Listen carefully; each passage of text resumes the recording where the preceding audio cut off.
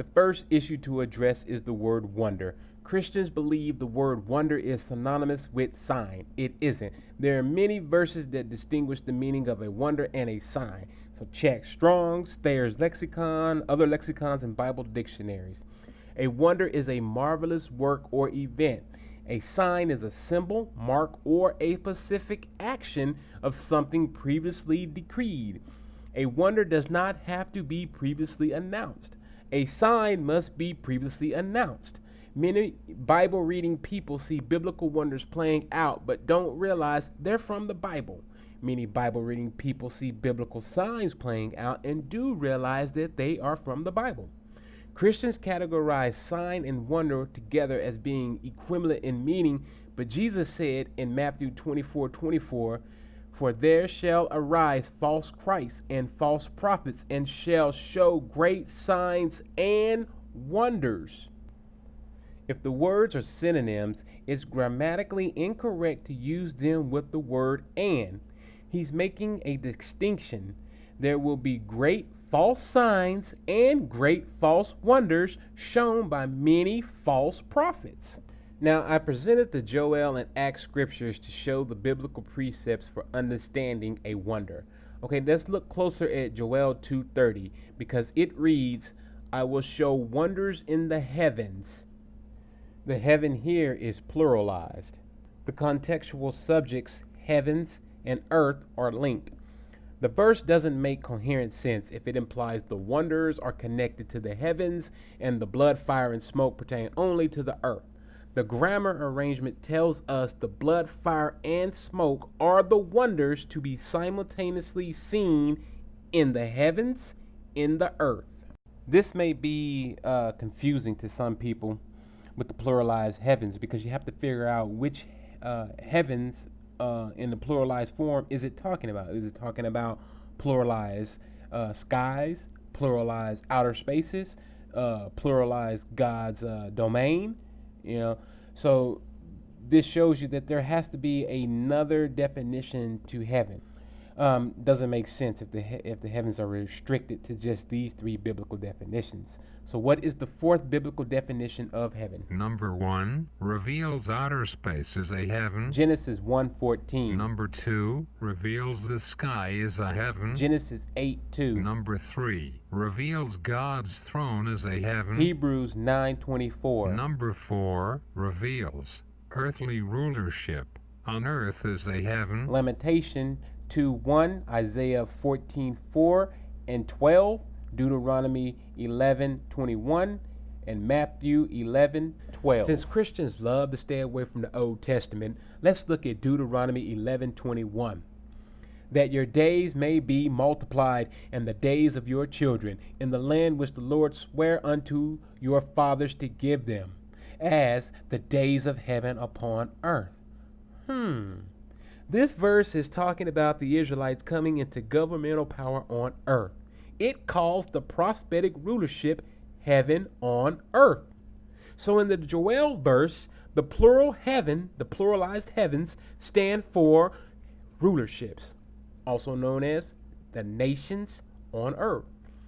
The blood in Joel is bloodshed, also death by killing. The fire and smoke are nuclear bombs, which produce both fire and smoke. Notice Joel states pillar of smoke. The atomic bomb's mushroom cloud literally produces pillar-shaped smoke. Think about that for a moment. Joel and Acts are direct contextual precepts for Revelation 13:13. God calls the nuclear destruction of the wicked heathen nations a wonder, not a sign, a wonder, a marvelous event. So, now, what appears in the heaven in Revelation 12 is not a sign. It's a wonder, a marvelous work. So the woman and all of her descriptions are part of a marvelous work. The biblical understanding of the word wonder has been found and isolated. Now, let's isolate the biblical understanding of the woman.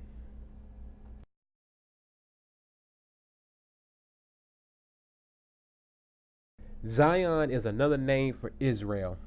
Daughters imply the citizens, whether the current generation or latter generations. God likens the repentant Israelites to a beautiful woman. That's why Revelations 12:1 calls them a marvelous work. Jerusalem is synonymous with Israel. Again, the repentant Israelite church is being depicted as a beautiful woman, a wonder, a marvelous work.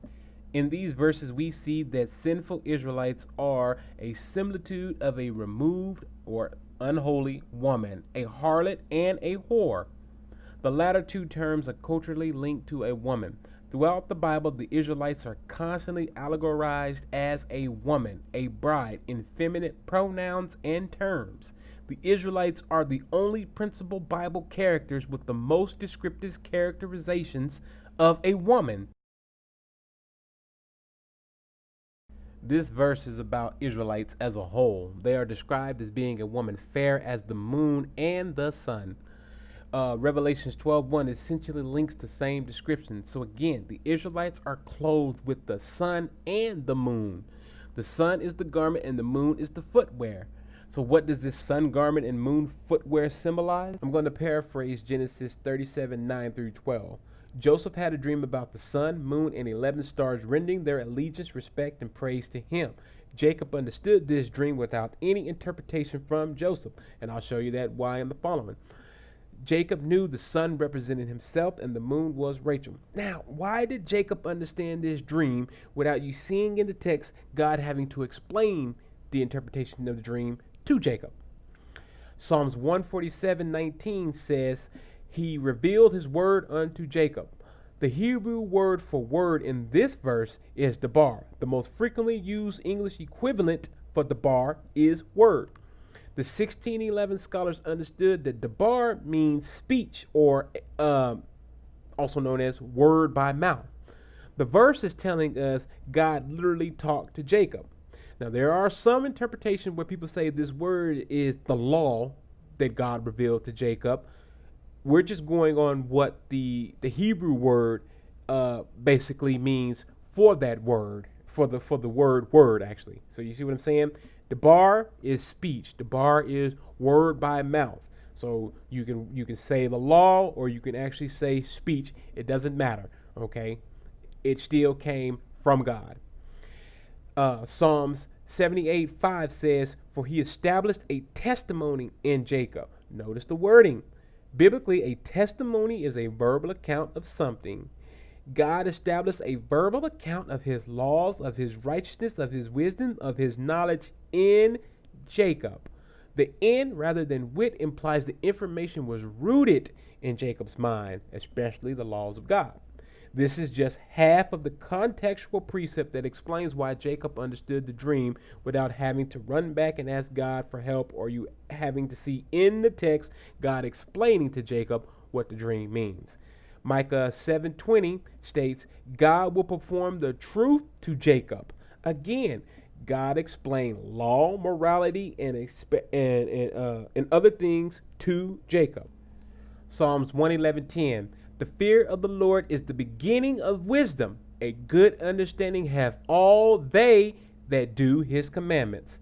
Jacob feared God, knew and kept the commandments of God, and so had wisdom and a good understanding of things. Genesis 35:2-4 depicts Jacob fearing God and keeping the commandments. This is why he understood the dream. Baruch 3:36 further reveals, he has found out all the ways of knowledge and has given it unto Jacob his servant and to Israel his beloved. Jacob, Rachel, and his 12 sons are biblically seen as allegorical sun, moon, and stars. Their descendants, the Israelites, the woman, is thereby clothed in the sun, Jacob, with the moon, Rachel. These verse precepts all symbolize the Israelites, the woman, have the true knowledge and testimony of God. Joseph's dream and Jacob's interpretation of it explained that the 12 stars referred to the 12 tribes of Israel. Deuteronomy 1:10 explains the Israelites are a tribal family to have numbers likened to the stars of heaven.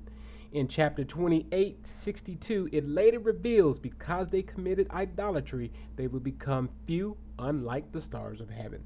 Nehemiah 9:23 reveals they got their numbers back like the stars of heaven. Now, although the meaning of these stars of heaven refer to outer space stars, we see that people can be biblically likened to the stars of heaven. Most prominently are the Israelites. Therefore, you illiterate Christians, the heaven in Revelations 12:1 refers to earthly rulership. Since the subject is Israel, the heaven refers directly to their earthly rulership. Listen closely. The biblical evidence for an earthly Israelite rulership being called heaven can be seen in Matthew 11:12. And from the days of John the Baptist until now, the kingdom of heaven suffers violence, and the violent take it by force. Christians most often interpret this verse to be about God's heavenly throne, that this epic war between the angel Satan and his demons literally fought with violence in God's domain. That theory will be debunked here too. But first, let's just logically think on how impractical and impossible such an event is. One Christian point of view is that God is holy, therefore his domain is holy. Sin is evil, sin is unholiness, and sin cannot enter anywhere near God. Another Christian point of view is that an angel rebelled, this rebellion was sin, this angel caused other angels to sin, then these evil angels attempted to overthrow God in his own home with a violent war. Each point of view cancels out the other. Both cannot logically be true because the premises aren't compatible based on their own definitions by Christians. You cannot have an all-powerful, all-knowing God eternally establish a holy, blemish-free realm for his existence, then introduce an unholy, blemish-laden, violent war within his realm. Now I'm going to show you why Christians aren't even smarter than a fifth grader. We're going to break Matthew 11:12 into segments to understand its context. From the days of John the Baptist, his lifetime, until now, the time period just before Jesus' execution, the kingdom of heaven suffers violence, a rulership falling within John's birth and Jesus' death. The violent take it by force. A hostile army took the kingdom by violent force. Now, when did the angel called Satan succeed in taking God's throne? Matthew 11:12 and Revelations 12:7-8 cancel out each other. The first verse implies heaven was conquered by a hostile force. The second verse states the hostile force never conquered heaven.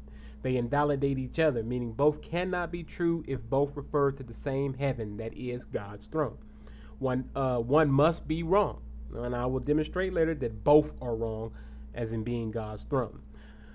First, in order to biblically prove Revelation 12:1's heaven is ancient Israel's earthly rulership, we need to show that there is a fourth meaning to heaven, which I did. So the heaven in Revelations 12:1 has been biblically proven to be defined as earthly rulership. Second, the point must be established that Matthew 11:12 refers to Judea of the first century. Certain evidence will appear again to explain other verses of chapter 12 because the context is still linked to the Israelites of the first century and the final century before Jesus returns. Let's do a small recap. In Matthew 2:16, we see that Herod killed many Israelite children called Jews at that time, which included the tribes of Judah, Benjamin, and Levi. He killed them because of Christ. The words in Matthew 11:12 are spoken by Christ. He foresaw the 70 AD war where the Edomites, who were assimilated in Roman culture, violently took Judea away from the Israelites, which is the woman of Revelation 12.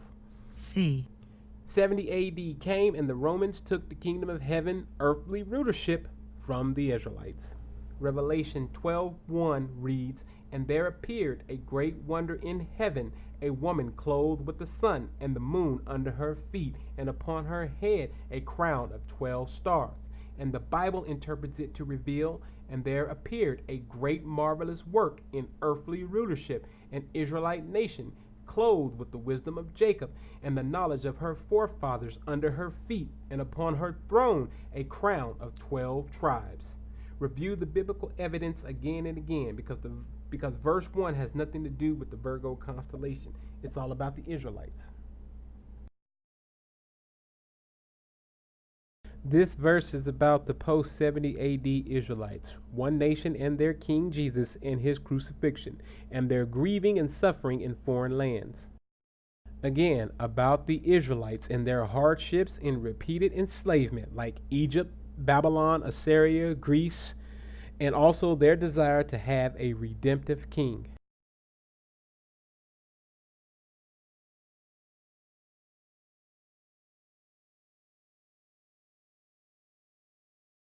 Self-explanatory. Israel, the woman, would go into slavery and be freed when Jesus returned. The grieving Israelites liken themselves to a crying woman in pregnant labor. This wonder is associated with the red dragon. So it's not a marvelous work of holiness, but a work of unholiness. A lying wonder is a deceptive, marvelous work. The red dragon does deceptive works that seduce people into believing he is a man of God. Even the idiot Christian theologians have come to understand this refers to the atomic bomb.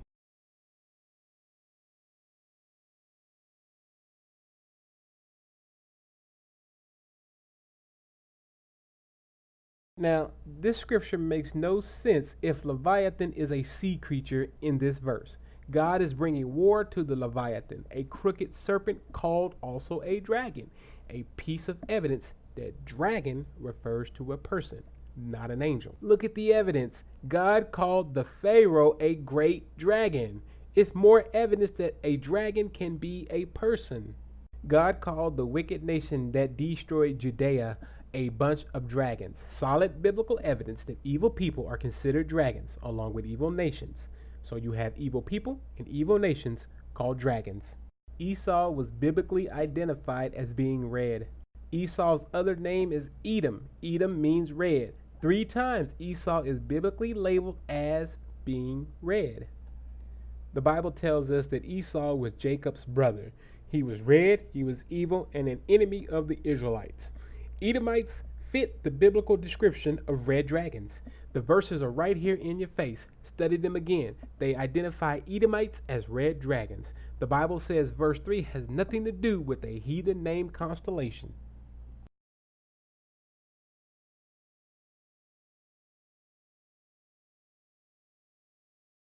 With this new verse, I'm reiterating that the Israelites are likened to the stars of heaven. This verse states the heathens have increased their merchant numbers above the stars of heaven. Above. Key word, above. The word multiplied restricts the context to mathematics. The numbers of the world merchants is greater than the number of stars. The text proves the stars of heaven are Israelites, again debunking the 12 stars in verse 1 being associated with the Virgo constellation. Now this verse, verse 4, has a precept for it. Zechariah 13:8.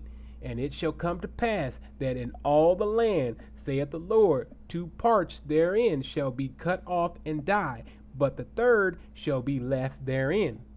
Let's look at that third part.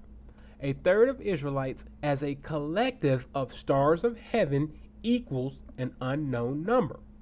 A third of the 12 tribes as a collective of stars of heaven equals 3 tribes. Verse 4 pertains to 70 AD war between Judah, Benjamin, and Levi against the Edomite Jewish converts and Romans. There it is, conclusive biblical evidence. The stars of heaven are the Israelites in most places. All the Israelite tribes lost their earthly rulership, but the Jews, Judah, Benjamin, and Levi, were the last ones. Lamentation 2:1 says that they were cast down from heaven to earth. Revelations 12:4 says the same thing. These verses are prime indictments against Christianity of why Christians can never win a formal debate against a commandment keeper, because they don't know the Old Testament. I tell people all the time, if you don't know the Old Testament, you won't understand Revelation. 1/3 of the 12 tribes is 3 tribes. The 3 tribes ruling in Jerusalem during the life of Jesus was Judah, Benjamin, and Levi. The destruction of Jerusalem in 70 AD caused the 3 tribes to lose Jerusalem and rulership. The 4th biblical meaning of heaven means rulership or governing authority. Loss of rulership, aka heaven, is equivalent to the idiom cast down to earth.